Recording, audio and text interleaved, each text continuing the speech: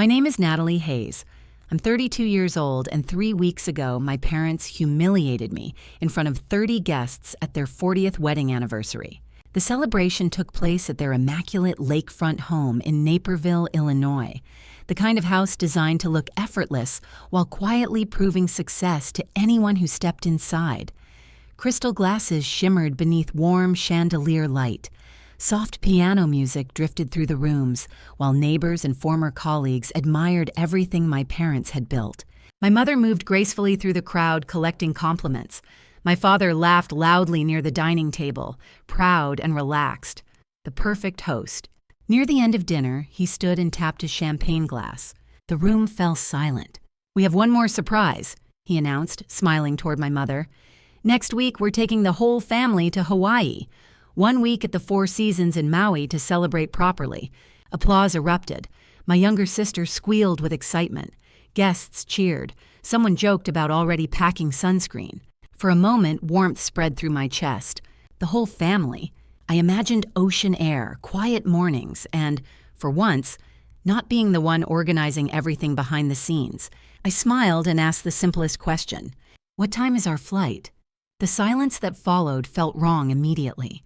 My father's expression shifted. My mother's smile tightened just slightly. Then, loud enough for every guest to hear, my father said, "You don't need to know that, Natalie. You're not part of this trip." A few people laughed awkwardly, waiting for the joke. It never came. "Someone has to stay behind," my mother added calmly. "Your sister and her husband deserve a real vacation. You'll watch the children." 30 pairs of eyes turned toward me. 30 witnesses to the moment I realized I wasn't included, only assigned. Heat rushed to my face, but years of practice kept my smile steady. "Of course," I heard myself say. The party resumed almost instantly, conversation swallowing the moment as if nothing unusual had happened. But something inside me shifted, because what none of them knew, what none of them could possibly imagine, was that for the past 3 years I had been building a life they knew nothing about. And that night, standing there with a trembling champagne glass in my hand, I decided it was finally time to choose it. The Hayes house looked flawless long before the first guest arrived. Morning sunlight reflected off the lake behind the property, turning the water into a sheet of pale silver. Inside, every surface shone. Fresh flowers lined the entryway, chairs were placed at perfect angles, and the dining table stretched across the living room like something from a magazine spread. None of it happened by accident. I unlocked the side door at 7 in the morning, balancing grocery bags against my hip, while searching for the spare key hidden beneath a ceramic planter. The house was silent, peaceful in a way it never stayed once people arrived. I stepped inside and immediately tied my hair back. There were lists everywhere. My mother's handwriting covered the kitchen island. Seating charts, menu revisions, reminders about candle placement.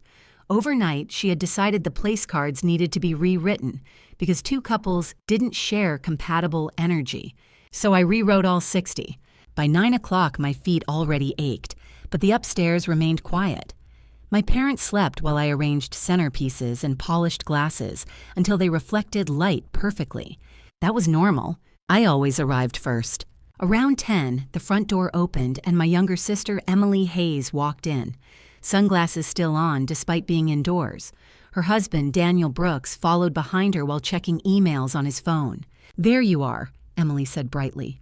"Mom said you'd started already. Lifesaver." She air-kissed my cheek and walked past before I could answer. Her 2 children ran into the kitchen seconds later. "Aunt Natalie!" 6-year-old Lucas shouted, wrapping his arms around my waist. Little Sophie followed, holding a stuffed rabbit almost bigger than she was.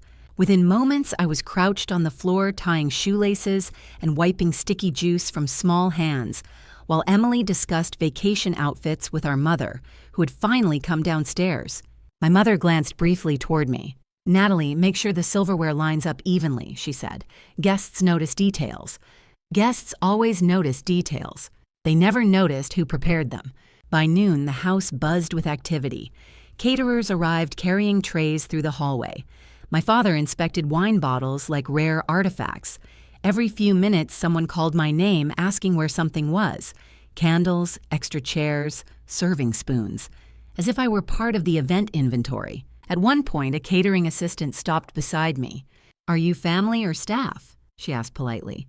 Before I could respond, my mother answered from across the room. "She's helping today." Helping. The word followed me all afternoon. I helped arrange appetizers. I helped dress the children.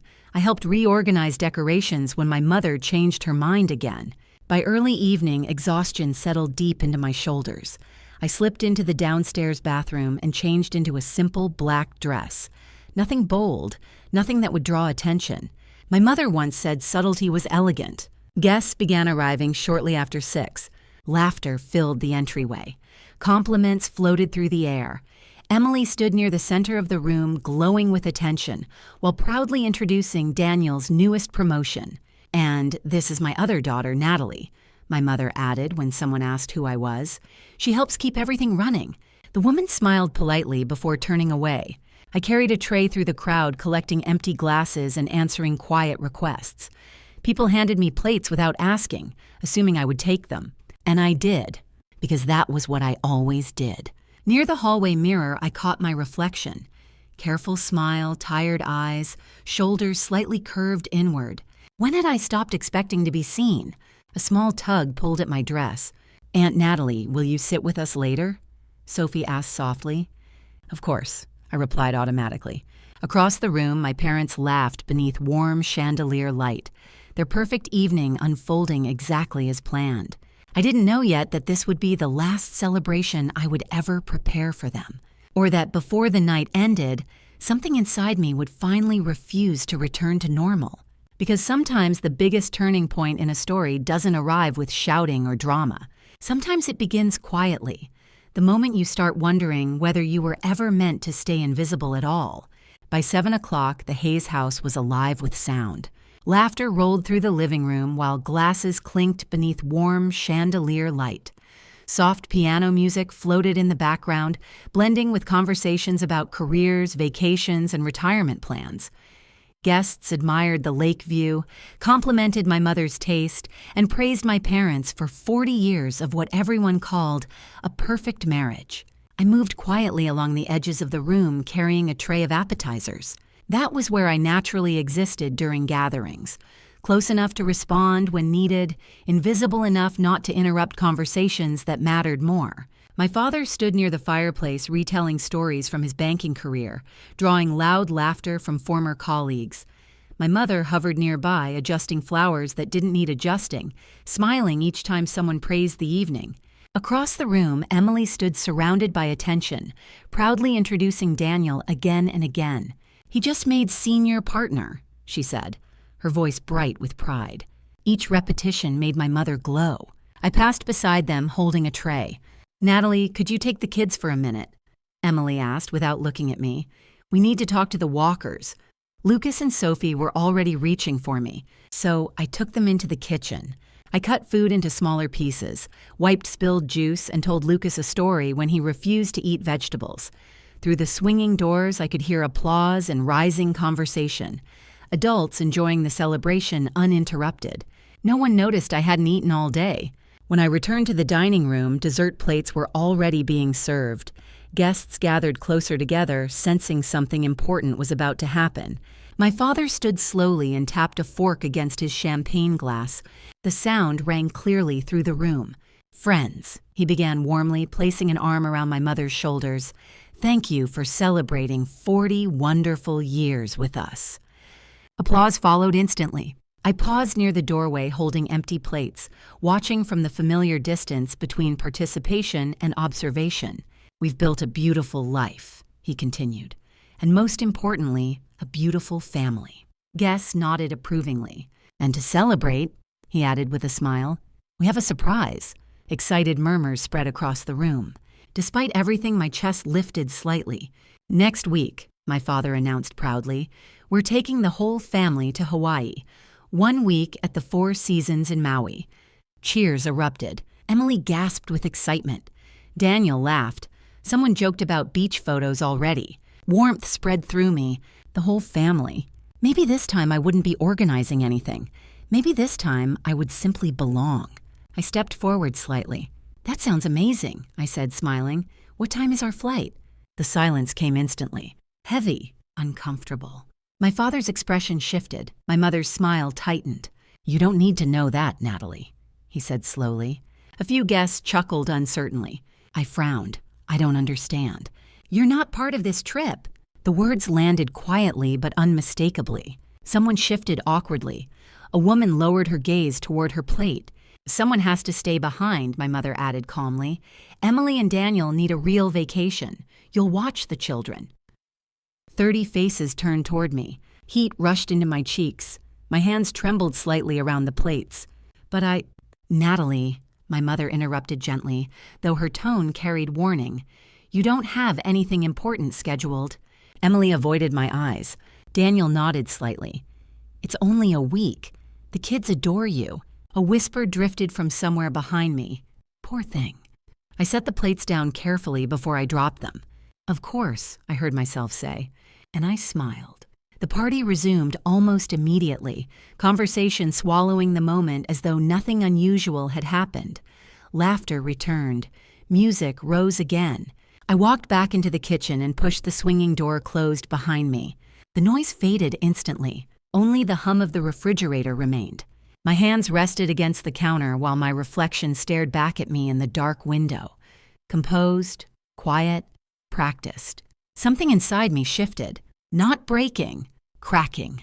And sometimes a crack makes no sound at all. It simply changes everything that comes after. The kitchen felt strangely still after the announcement. Outside the swinging doors, laughter returned quickly, as if nothing uncomfortable had happened. Glasses clinked. Someone began telling a loud story that pulled attention away from the moment entirely. The celebration moved forward smoothly, perfectly, without me. I stood at the sink rinsing dessert plates, letting the running water drown out the sound of voices drifting in from the dining room. Wash, rinse, stack. My hands moved automatically. For years, I had learned how to disappear emotionally before anyone noticed discomfort. Smiling through embarrassment had become instinct. Keeping peace mattered more than explaining hurt. But tonight, the smile refused to return. The kitchen door opened and Emily stepped inside, closing it halfway behind her. "Hey," she said softly, "don't make this into something bigger than it is." I kept rinsing a plate. "It's just practical," she continued. "Daniel and I really need this trip. Things have been stressful lately." "Practical." I dried my hand slowly and turned toward her. "Did anyone think to ask me first?" She sighed, already impatient. "We assumed you'd understand. Your schedule is flexible." Flexible, the polite word for disposable. She pulled out her phone. "I made a list.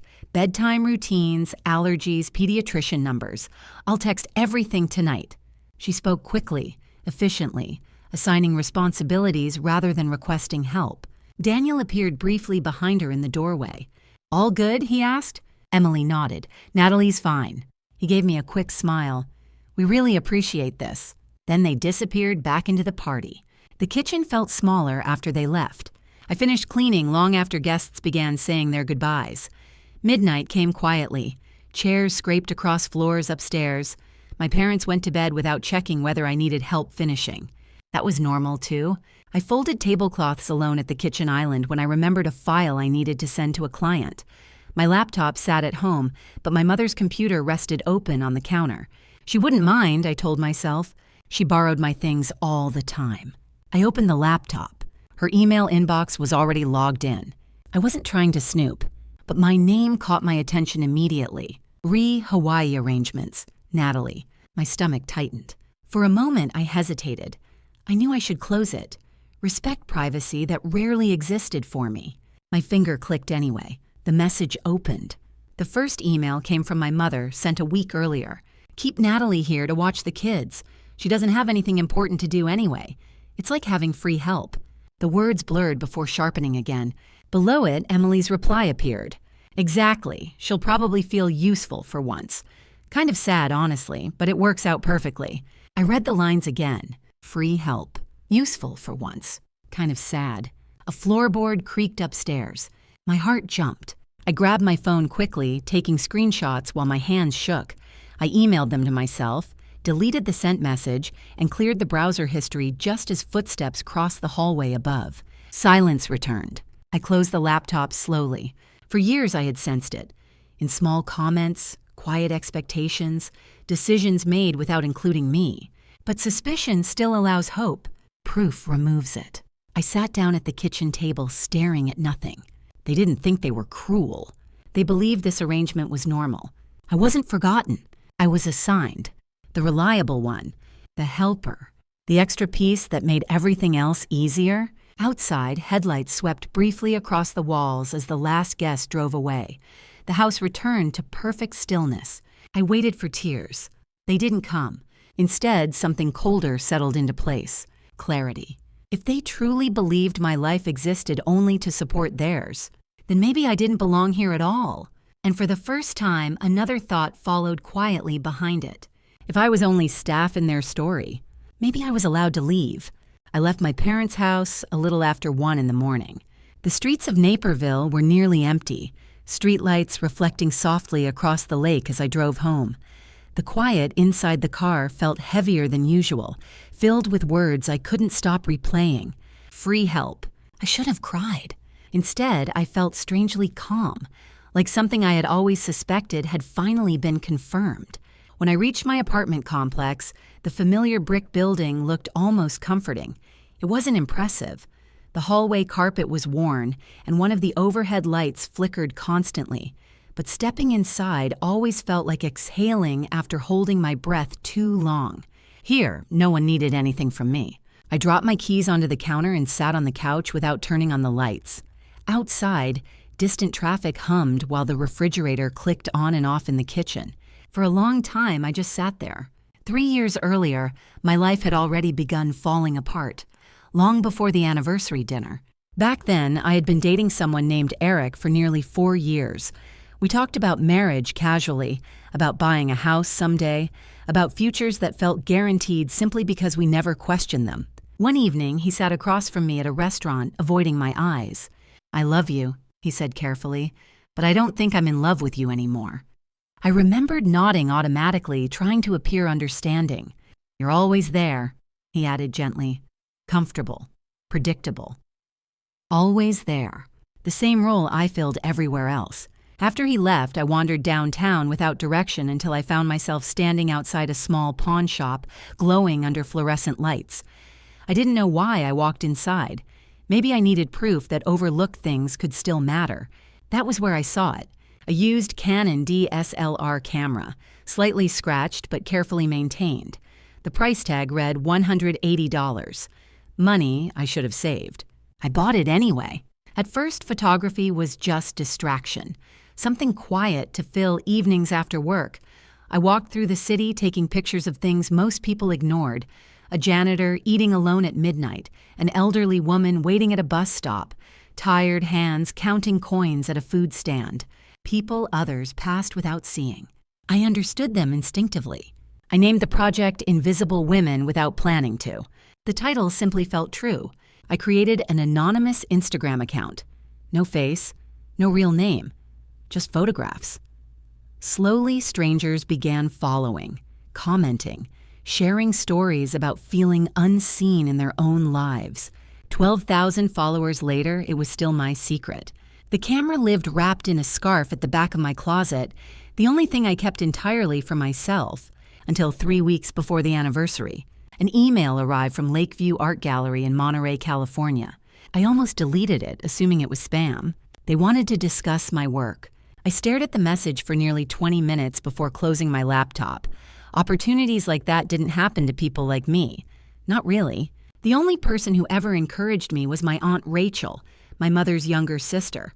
The relative my family quietly described as irresponsible because she left corporate life years ago to open a cafe and pottery studio near the ocean. We spoke every Sunday night. She was the first person I showed a photograph to. "Natalie," she had said softly, "you don't just take pictures, you see people." No one had ever described me that way before. A week before the anniversary, she called again. "I hope you're not upset," she said gently. "I shared your page with a gallery owner I know." My heart nearly stopped. "That's who emailed me," I whispered. "I know," she said warmly. "He believes in your work." Now, sitting alone in my apartment, that memory felt different. My phone buzzed on the table. Another long message from Emily about childcare schedules. I didn't open it. Instead, I opened my email. The gallery message still waited there, unread, unanswered. My fingers hovered above the keyboard. For years, I had stayed where I was needed. For the first time, I wondered what might happen if I went somewhere I was wanted. I took a slow breath and began to type. I reread the email at least 5 times before answering. The cursor blinked patiently at the bottom of the message from Lakeview Art Gallery, as if it understood I was standing at the edge of something irreversible. My hands rested on the keyboard, unmoving while doubt whispered familiar questions. What if this was a mistake? What if I wasn't good enough? For years, I had learned to step back before disappointment could reach me. Saying no to myself had always felt safer than risking failure. But the screenshots from my mother's email sat open on my phone beside the laptop. Free help. The words settled heavily in my chest. Before I could overthink it again, I typed, "Yes, I would love to meet." I pressed send. The message disappeared instantly, leaving my reflection faintly visible in the dark screen. For a moment, panic rushed through me. My instinct was to send another email apologizing, explaining that I had reacted emotionally, that I needed more time. Instead, I closed the laptop. Morning light crept slowly through the blinds. I realized I hadn't slept at all. My phone buzzed only minutes later. A reply. Michael Chen, Lakeview Art Gallery. Natalie, I'm very glad you responded. Your work deserves to be seen. Let's arrange a meeting when you arrive in California. Deserves. The word felt unfamiliar directed at me. Before I could process it fully, another notification appeared. Emily. A long message filled the screen. Meal plans, bedtime routines, allergy reminders, emergency contacts. Instructions written as though my agreement had already been secured. At the bottom, "We're counting on you." I stared at that sentence longer than anything else. Not are you free. Not can you help. Counting on you. Something inside me grew very still. Not anger. Clarity. I stood and walked toward my closet. Clothes hung neatly in neutral colors chosen to avoid attention. Safe outfits meant to blend quietly into every room. At the back sat the scarf wrapped around my camera. I pulled it out carefully. The familiar weight grounded me instantly. Small scratches marked years of quiet mornings and late-night walks, moments that belonged only to me. I lifted the camera toward the window. Sunlight cut across the room. Click. The sound felt decisive. My phone rang. Aunt Rachel. "I had a feeling you'd answer the gallery," she said warmly when I picked up. "How did you know?" "Because you sound different," she replied gently, like someone who finally stopped waiting for permission. I sat on the edge of the bed. "I don't know if I can actually leave." "Yes, you can," she said without hesitation. "I have a spare room above the cafe. Stay as long as you want. Work mornings if you'd like. The gallery is 20 minutes away." The offer felt unreal. An exit I hadn't allowed myself to imagine suddenly existed. "What about my family?" I asked quietly. A pause followed. "Natalie," she said softly, "when was the last time they asked what you needed?" I searched my memory. Nothing came. After we hung up, I walked slowly through my apartment, noticing details I had ignored for years. The worn couch, stacks of paperwork, the feeling that this life had always been temporary, even when I pretended otherwise. My phone buzzed again. A message from my mother. "Come early tomorrow. We still need help preparing for the trip." Help. No question. No thank you. Just expectation. I opened my laptop again and searched flights to California. The price made my stomach tighten, but I didn't close the page. For years, I had postponed myself because disappointing others felt unbearable. Maybe courage didn't feel brave at all. Maybe it felt like exhaustion finally choosing a direction. Before fear could interrupt, I clicked purchase. Confirmation appeared instantly. Departure, 2 days. My heart raced as I stared at the screen. No dramatic music. No sudden certainty. Just quiet understanding. I pulled an old suitcase from the closet and set it on the bed. Dust rose as I unzipped it. For the first time, I wasn't packing because someone needed me somewhere. I was leaving because I finally chose myself. And sometimes the moment a life changes isn't loud. It's the quiet decision you almost miss unless you stay long enough to hear your own story beginning. 2 mornings later, I drove back to my parents' house. Suitcases already lined the driveway when I arrived. bright luggage arranged neatly beside the garage like proof of excitement waiting to begin. Through the front windows, I could see movement. My mother pacing with printed itineraries, Emily laughing while scrolling through resort photos, my father seated comfortably in his usual chair reading the newspaper. Everything looked normal, as if my world hadn't changed at all. I sat in the car for a moment, hands gripping the steering wheel while my heartbeat echoed loudly in my ears. For 32 years, walking through that front door meant stepping into expectations already decided for me. Today would be different. I stepped inside. "Natalie, perfect timing," my mother called immediately without looking up. Emily left instructions for the children on the counter. My father turned a page of his newspaper. Emily barely glanced up from her phone. No one noticed the suitcase waiting in my trunk outside. "I need to talk to you," I said. "If this is about schedules," my mother replied briskly, "everything is already arranged." "It's not about that." Something in my voice made her pause. "I won't be watching the kids," I said. Silence fell instantly. Emily sat upright. "What?" "I won't be available next week," I continued carefully. "I'm leaving tomorrow." My father slowly lowered his newspaper. "Leaving where?" "California." The word felt strange spoken aloud, like revealing a secret I barely believed myself. My mother gave a small laugh. "For how long?" "I don't know." The air in the room shifted. Emily stared at me. "Natalie, stop joking. We leave in 2 days." "I know." "And you agreed to stay with the kids." "No," I said quietly. "You decided I would." Her expression hardened. "We planned everything around you. You planned without asking me."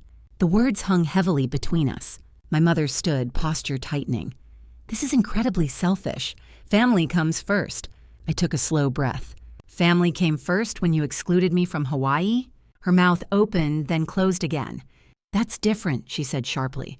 "Someone had to be responsible." "Why always me?" No one answered. My father cleared his throat. "What kind of opportunity do you even have in California?" "It matters to me," I said simply. Emily shook her head. "You're abandoning us over a hobby." The words stung. Not because it hurt, but because it revealed how little they understood. "It isn't a hobby." "Well," she said, voice rising, "I'm pregnant again. I need help." The announcement landed heavily. Old instincts surged. Guilt, obligation, the reflex to fix everything. But clarity held stronger. "You can hire help," I said gently. "That's not the same," she snapped. "No," I agreed quietly. "It isn't." My mother's voice turned cold. "If you walk out now, don't expect things to be the same when you come back." I nodded slowly. "I understand." And for the first time, I truly did. The conversation dissolved into accusations. Ungrateful, impulsive, dramatic. My father warned I was making a mistake. Emily cried. My mother repeated that I was tearing the family apart. Each word tugged at old fears. Still, I didn't change my answer. Eventually, there was nothing left to argue. I turned toward the door. "Natalie," my mother called sharply behind me, "you're making a terrible decision." I paused, hand resting on the doorknob. For years, I had softened disagreements, reshaped myself to keep peace. This time, I didn't. "No," I said quietly. "I'm just saying no." The word felt unfamiliar, heavy, powerful, freeing. Outside, warm afternoon air filled my lungs as I walked toward my car. My hands began to shake only after I sat behind the wheel. I waited for regret. It didn't come. Instead, something lighter settled inside me, terrifying and peaceful at once. Because the word I had avoided my entire life hadn't destroyed anything. It had finally made space for me. I left before sunrise the next morning. The apartment hallway echoed softly as I rolled my suitcase toward the exit. Every sound felt louder than usual. The wheels against the floor, the quiet click of the door closing behind me, the faint hum of traffic beginning outside. This wasn't a vacation. It was a departure. My car waited at the curb, coated with a thin layer of dust from the previous night's wind. Reliable. Ordinary. The same car my mother often suggested I replace because it didn't fit the image of the family. I loaded the trunk carefully. Clothes first, then my laptop, and finally my camera bag, placing it gently on top like something fragile and essential. When I closed the trunk, the sound felt final. I slipped my apartment key into an envelope addressed to the landlord and pushed it beneath the office door. month-to-month lease. No forwarding address. Clean break. For a moment, I stood in the quiet parking lot wondering if I should feel afraid. Instead, I felt strangely calm. My phone vibrated. 6 missed calls from my mother. 3 from Emily. I turned the phone face down on the passenger seat and started the engine. I didn't look back. The highway stretched endlessly ahead as Naperville disappeared behind me. Morning light slowly turned the sky pale gold while traffic thinned mile by mile. Buildings gave way to open fields, then long stretches of road that felt wider than anything I had seen in years. For the first few hours, I drove in silence. No music, no calls, just movement. Somewhere outside Des Moines, my car automatically connected to voicemail playback. My mother's voice filled the car before I could stop it. "Natalie, call me back immediately. You're overreacting. Your father is very upset." I pressed a button and ended the message. Silence returned. I realized then how loud my life had always been. Expectations, instructions, constant requests filling every quiet space. Now there was only road. By afternoon, hunger forced me to stop at a roadside diner. The place smelled like coffee and grilled onions, booths worn smooth by years of travelers passing through. The waitress smiled warmly. "Passing through?" "Yeah," I said, surprised by how easy the answer felt. No explanation required, no expectations attached. I ate slowly, noticing how strange it felt not to rush. Outside, wind moved through tall grass beside the highway. Almost without thinking, I grabbed my camera. A father laughed while helping his daughter climb into a pickup truck. A truck driver slept with his hat pulled low over his face. Ordinary moments unfolding quietly. Click. My first photograph since leaving. Something loosened inside my chest. The second day blurred into miles of open land and endless sky. I drove with the windows open, warm air rushing past while music finally filled the silence. Late that evening, curiosity won. I turned my phone on briefly. A message from Emily appeared instantly. "Mom says if you're not home when we get back from Hawaii, you're dead to her." I stared at the words while parked at a rest stop surrounded by darkness and distant headlights. They should have shattered me. Instead, they felt distant, like something said about someone I used to be. I deleted the message.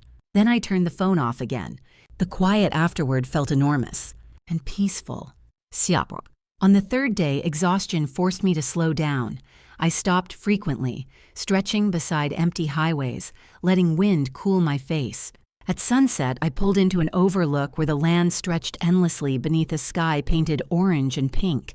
I stood there alone, tears surprising me. Not sadness, but relief so strong it almost hurt. I lifted the camera again. Click. Freedom looked like open space. By the 5th day, mountains gave way to coastline. The Pacific Ocean appeared suddenly beside the highway, vast and blue beyond anything I had imagined. I rolled down the window, breathing salt air deeply. My phone buzzed briefly when I turned it on for directions. A message from Aunt Rachel waited. "Your room is ready. Ocean view. And Michael wants to meet you tomorrow." Tomorrow? The future was no longer distant. It was waiting. When I finally pulled into the driveway of her cafe, she stood on the porch smiling, arms open. "Welcome home," she said. And for the first time in my life, the word didn't mean obligation. It meant belonging. The sound of waves woke me before dawn. For a few seconds, I didn't remember where I was. Soft gray light filled the small room, and the steady rhythm of the ocean drifted through the open window. Then it returned all at once. The drive, the decision. The goodbye I never officially said. California. I sat up slowly, pulling the blanket around my shoulders as I looked toward the horizon. The Pacific stretched endlessly beyond the rooftops, calm and impossibly wide. Back home, mornings usually began with messages, obligations, reminders. Here, there was only quiet. Downstairs, dishes clinked softly. I dressed quickly and walked into the cafe just before 6. Aunt Rachel stood behind the counter tying her apron, smiling like she had expected me at exactly that moment. "First shift starts early," she said warmly. "Coffee waits for no one." The cafe, the Harbor Cup, smelled like fresh bread and roasted beans. Sunlight filtered through wide windows while locals drifted in one by one, greeting Rachel by name. Some nodded curiously at me, but no one asked questions. I learned quickly. Grinding coffee, steaming milk, wrapping pastries, wiping tables between customers. The rhythm felt grounding, simple, honest. People said thank you. They looked me in the eyes. By noon, my hands smelled like espresso and cinnamon, and I realized I had smiled more in 6 hours than I had in months. Rachel handed me a glass of water. "You've got somewhere important to be." My stomach tightened instantly. The gallery. I walked the few blocks slowly, trying to steady my breathing. Carmel's streets felt unreal. Small art shops, open doors, paintings displayed without hurry. People paused to look at things instead of rushing past them. Outside Lakeview Art Gallery, I stopped. My reflection stared back at me in the glass door, nervous, unsure, but present. I pushed it open. Inside, white walls glowed under soft natural light. Photographs and paintings hung with deliberate space between them, each piece treated with quiet respect. A tall man with silver hair looked up from a desk. "Natalie Hayes?" he asked kindly. "I'm Michael Chen." His handshake was warm, unhurried. "I'm glad you came," he said. "Your work stayed with me." He guided me through the gallery, explaining how exhibitions were arranged to tell emotional stories. He spoke about light and pacing, about how viewers move through rooms the same way readers move through chapters.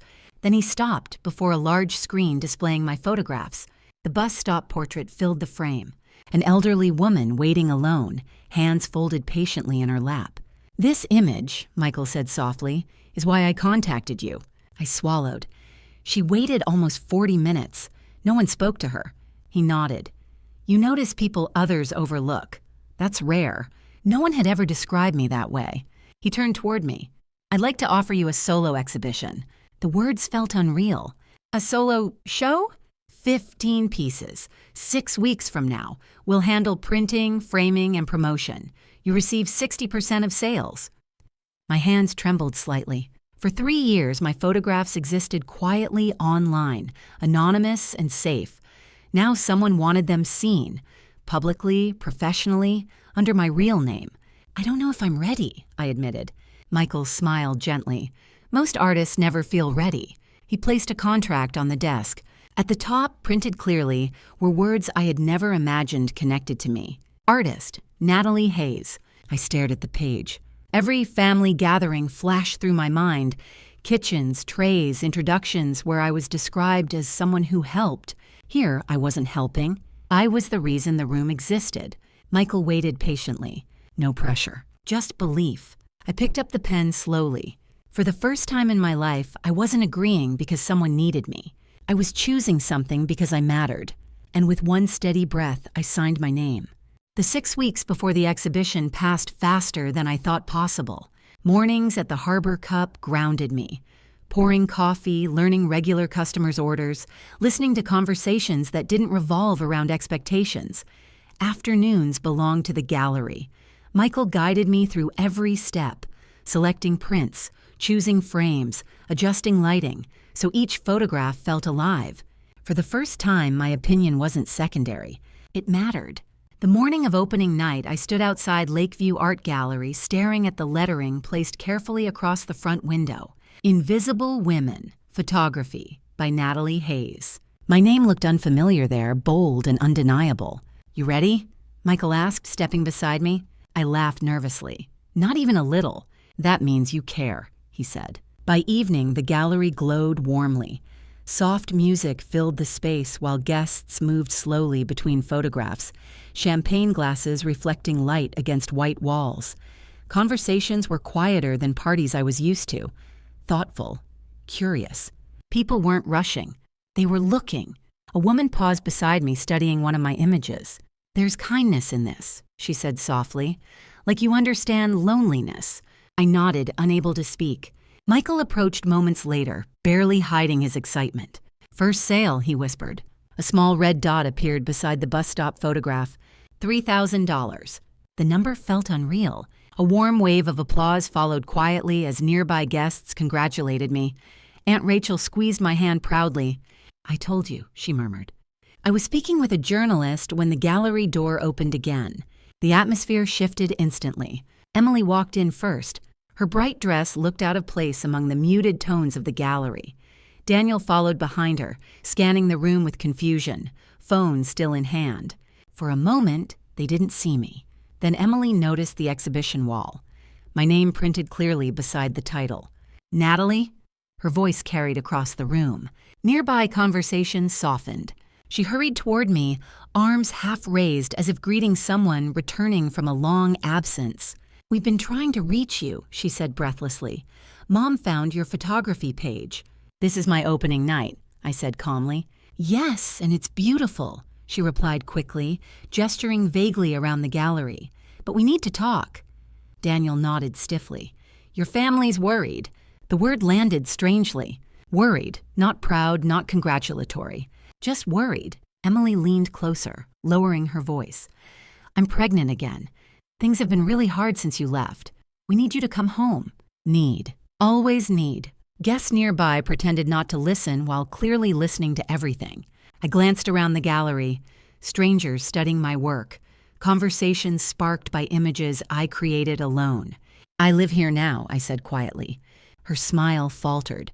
"Natalie, don't be dramatic. This is amazing, but it doesn't change anything. Family comes first." Before I could answer, Aunt Rachel stepped beside me. "She is putting family first," she said calmly. "Her own." Daniel's expression tightened. "With respect, this is private." A nearby collector raised an eyebrow. "Not when you interrupt an artist's opening." Silence spread across the room. Emily looked around, suddenly aware of the audience. "Can we talk somewhere else?" she whispered urgently. For years, I would have followed immediately, apologized, adjusted. Tonight, I stayed exactly where I was, because for the first time, I wasn't standing at someone else's celebration. I was standing at mine, and in that moment, I understood something clearly. Leaving home hadn't just changed my location, it had changed who I allowed myself to be. The gallery felt quieter after Emily's words. Music still played softly, guests still moved between photographs, but a circle of attention had formed around us. Conversations faded into careful silence as people pretended to study artwork while listening closely. Emily stepped closer. "Natalie, please, can we talk privately?"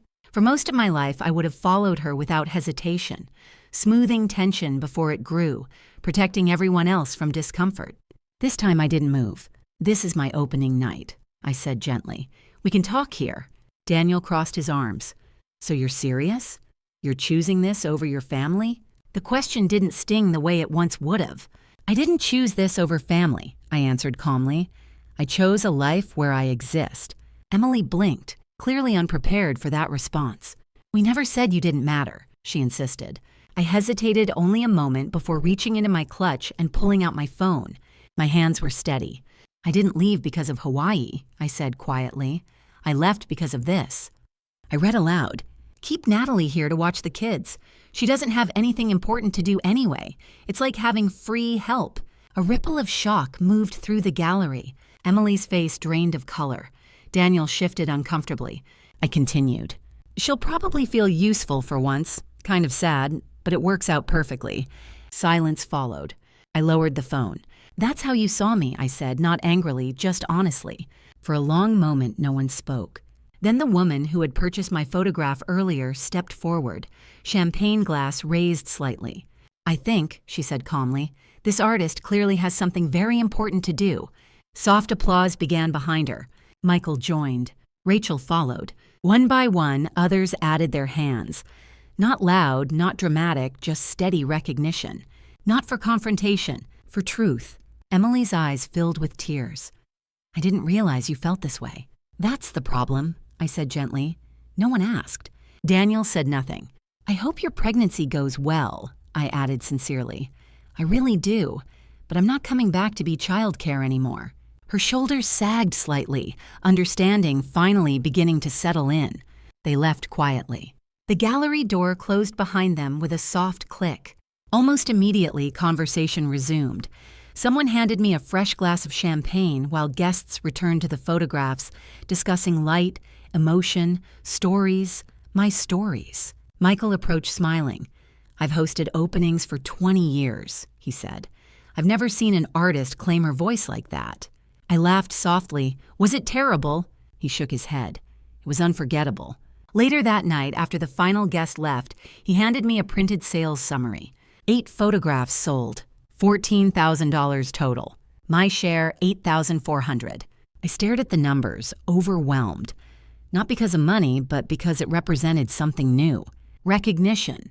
Outside, ocean air drifted through the open gallery doors. Rachel wrapped an arm around my shoulders as we stepped into the cool night. "You okay?" she asked.